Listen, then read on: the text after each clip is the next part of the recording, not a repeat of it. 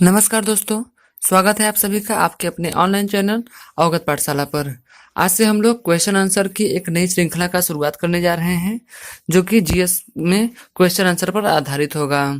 यह जो क्वेश्चन का श्रृंखला है, इसका हम लोग प्रैक्टिस करेंगे, जो कि विभिन्न परीक्षाओं में बहुत ही महत्वपूर्ण साबित होने वाला है। आगामी आपकी परीक्षाएं प्रस्तावित हैं, जैसे यूपी में सुपर टेट हो गया, इसके अलावा C TET, UP TET, UPSI, UP लेखपाल और पीसीएस की भी परीक्षाएं संभावित हैं। और हम देख रहे हैं कि आपके विभिन्न शिक्षक भर्तियां भी सामने दिखाई दे रही हैं, जो कि सभी में इक्वली रूप से काफी लाभदायक होने वाला है। तो चलिए शुरू करते हैं हम लोग आज का सेशन। आज का हमारा पहला क्वेश्चन है, निम्नलिखित में से किस अधिनियम के द्वारा कलकत्ता में एक सर्वोच्च न्यायालय की स्थापना की गई थी? आपके सामने चार ऑप्शन दिख रहे होंगे। ऑप्शन ए है regulating act 1773, option B Pitt's India act 1784, option C charter act 1813 और ऑप्शन डी है चार्टर एक्ट 1833। तो इसका राइट आंसर देखते हैं। इसका राइट आंसर हो जाएगा option A regulating act 1773। Regulating act 1773 के द्वारा सन 1774 ईस्वी में कलकत्ता में एक सर्वोच्च न्यायालय की स्थापना की गई थी और सर एलिजा इम्पे इसके प्रथम मुख्य न्यायाधीश नियुक्त किए गए थे। इनके अलावा तीन और भी न्यायाधीश अन्य न्यायाधीश के रूप में कार्य कर रहे थे, जिनका नाम है हाइड, चैम्बर्स और लिमेंस्टर। चलिए अगले क्वेश्चन को बढ़ते हैं। आज का हमारा अगला क्वेश्चन है, भारतीय शासन व्यवस्था में प्रतिनिधि एवं लोकप्रिय घटक को समाविष्ट करने का प्रथम प्रयास किस अधिनियम के द्वारा किया गया था? आपके सामने चार ऑप्शन है। ऑप्शन ए है भारतीय परिषद अधिनियम 1861, ऑप्शन बी भारतीय परिषद अधिनियम 1892, ऑप्शन सी भारतीय परिषद अधिनियम 1909 और ऑप्शन डी भारत सरकार अधिनियम 1919। तो चलिए इसका राइट आंसर देखते हैं। इसका राइट आंसर हो जाएगा ऑप्शन ए भारतीय परिषद अधिनियम 1861। भारतीय परिषद अधिनियम 1861 के द्वारा वायसराय की परिषद का विस्तार करते हुए पहले से निर्धारित चार सदस्य थे आपके गृह, सैन्य, राजस्व और वित्तीय। इसके अतिरिक्त विधि संबंधी विषयों हेतु एक पांचवें सदस्य की नियुक्ति की गई थी और तत्कालीन वायसराय लॉर्ड कैनिंग के द्वारा प्रत्येक सदस्य को एक विशिष्ट विभाग दिए गए थे, जिसके तहत विभागीय प्रणाली की स्थापना भी की गई थी। और लॉर्ड कैनिंग ने वो तीन भारतीय थे आपके बनारस के राजा, पटियाला के महाराजा और सर दिनकर राव को भी इस परिषद के सदस्य के लिए मनोनीत किया गया था। इस परिषद को केवल सलाह देने का ही अधिकार था तथा यह वित्तीय विषयों पर भी चर्चा नहीं कर सकती थी।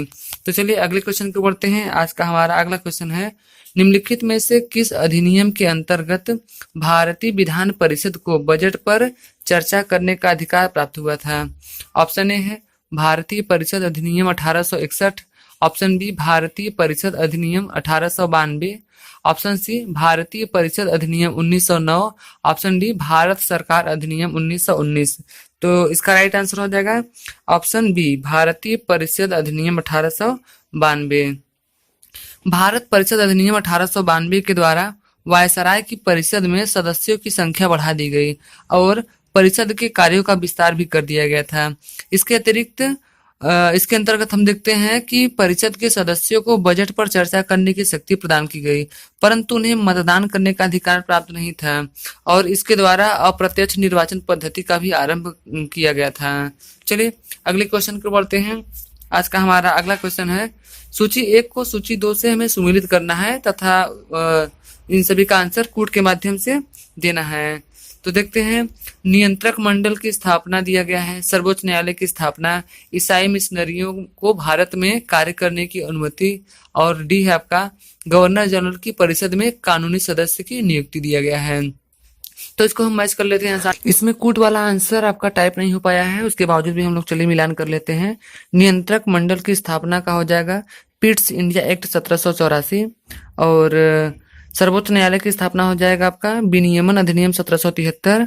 ईसाई मिशनरियों को भारत में कार्य करने की अनुमति का आपका हो जाएगा जो कि आपका चार्टर अधिनियम 1813 और गवर्नर जनरल की परिषद में कानूनी सदस्य की नियुक्ति, इसका हो जाएगा आपका चौथा, यानी कि चार्टर अधिनियम 1833।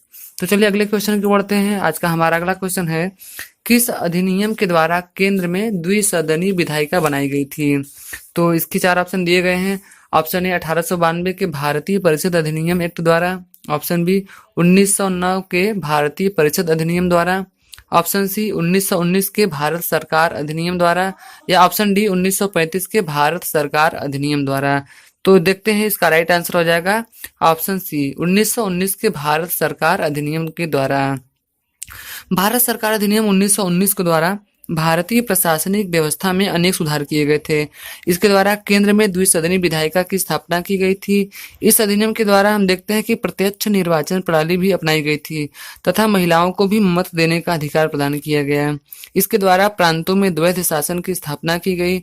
इस अधिनियम के द्वारा हम देखते हैं भारत में लोक सेवा आयोग का गठन किया गया एवं महालेखा परीक्षक को नियुक्ति का प्रावधान भी इसी के द्वारा किया गया था, और इसे हम लोग मॉन्टेग्यू चेम्सफोर्ड सुधार के नाम से भी जानते हैं। तो चलिए अगले क्वेश्चन को देखते हैं। आज का हमारा अगला क्वेश्चन है, निम्न में से किस अधिनियम के फलस्वरूप बर्मा को भारत से पृथक कर दिया गया था? ऑप्शन ए है Indian council act 1909, option B government of India act 1919, option C government of India act 1935, या option D Indian independence act 1947।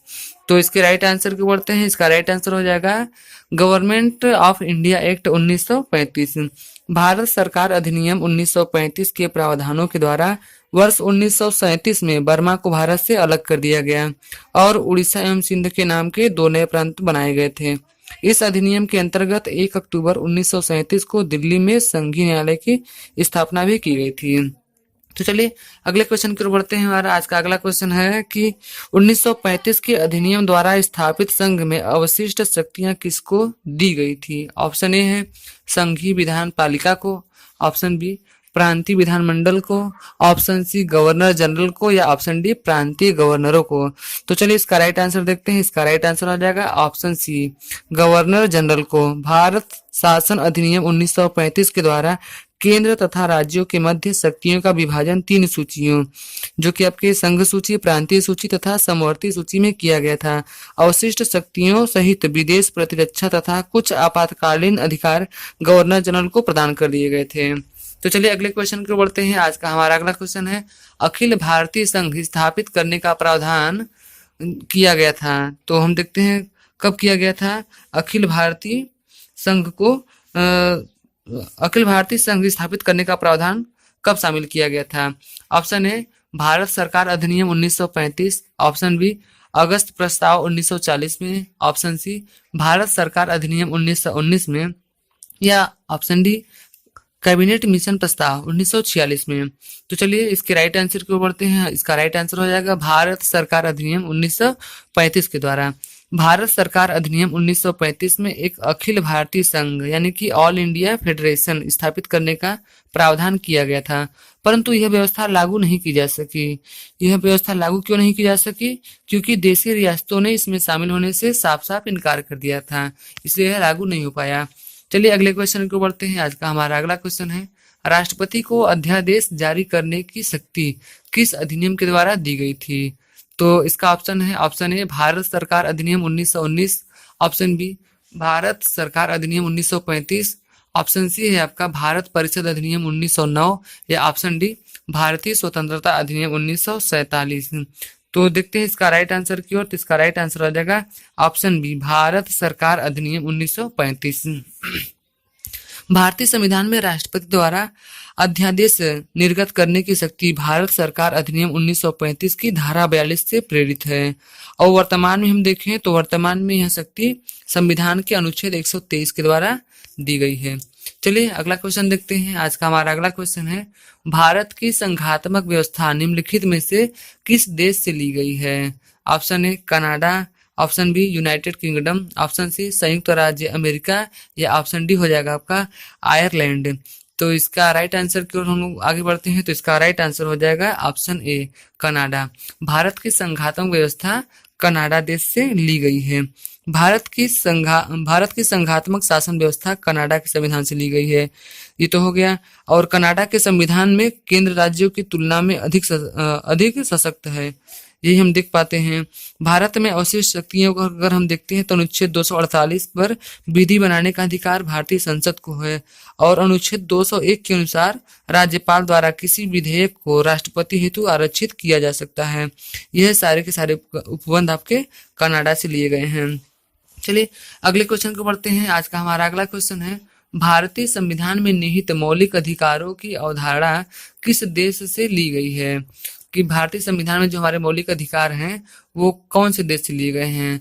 Option A France, option B Britain, option C संयुक्त राज्य अमेरिका, या option D रूस। तो इसका right answer हो जाएगा option C संयुक्त राज्य अमेरिका। जो मौलिक अधिकार लिए गए हैं वो आपके संयुक्त राज्य अमेरिका से लिए गए हैं। तो ये रहे आज के हमारे क्वेश्चन। इसी तरीके से हम लोग इस क्वेश्चन आंसर की श्रृंखला को डेली का डेली चलाते रहेंगे। आशा है कि आप लोग को ये सेशन पसंद आया होगा। आप कमेंट करके बता सकते हैं। तो प्लीज जो लोग इस चैनल पर नए हैं इस चैनल को लाइक कर दें और वीडियो को शेयर कर सके, ताकि ढेर सारे लोगों को इस वीडियो से लाभ हो सके और हमसे जुड़ सके। चलिए मिलते हैं अगले वीडियो में, तब तक के लिए धन्यवाद।